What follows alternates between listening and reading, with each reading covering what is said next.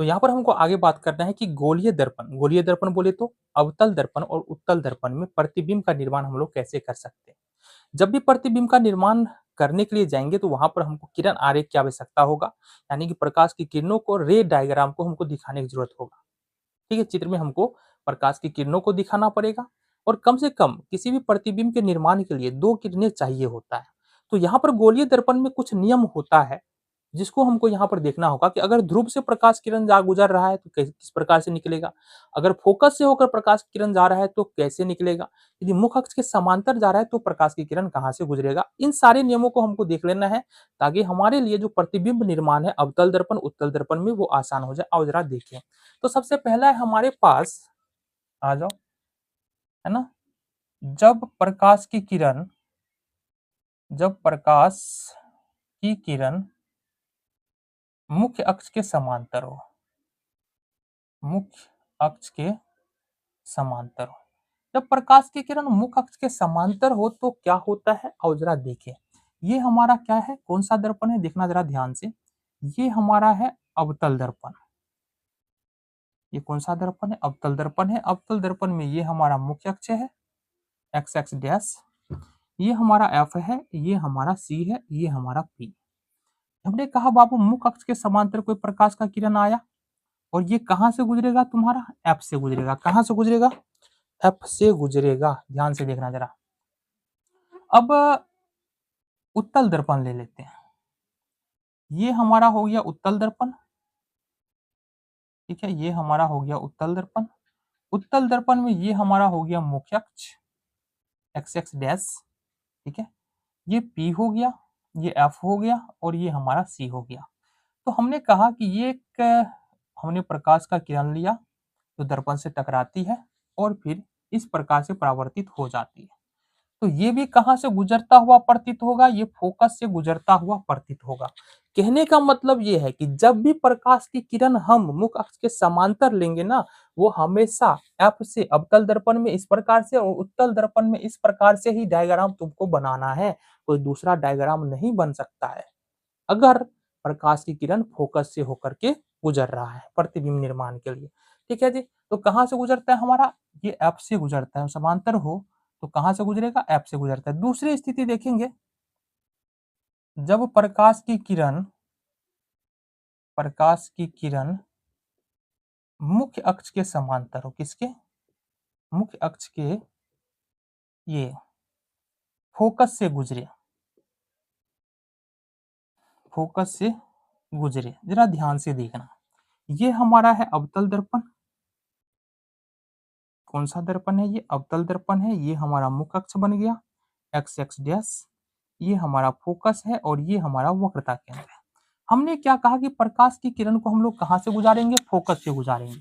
मतलब प्रकाश की किरण कुछ इस प्रकार से आ रही है और फोकस से गुजर रही है। जब प्रकाश की किरण फोकस से गुजरती है तो ये मुख्य अक्ष के समांतर हो जाती है। ये इस प्रकार से तुम्हारा मुख्य अक्ष के समांतर हो जाएगी। ठीक है, ये अवतल दर्पण में है। उत्तल दर्पण में क्या स्थिति होगा, ये देखिए, ये हमारा उत्तल दर्पण है।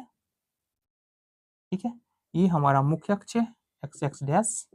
चलो जी, ये प्रकाश की किरण गया, हमने कहा फोकस से गुजरेगा, तो बहुत बढ़िया, हमने फोकस से गुजारा प्रकाश की किरणों को। ये कुछ इस प्रकार से बिल्कुल फोकस के सीधे जाएगा, है ना।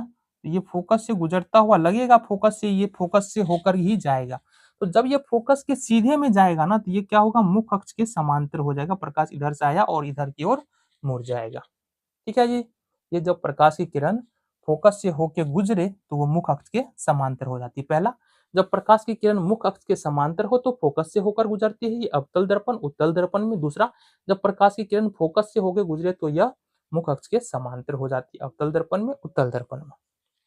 तीसरी स्थिति है, जब प्रकाश की किरण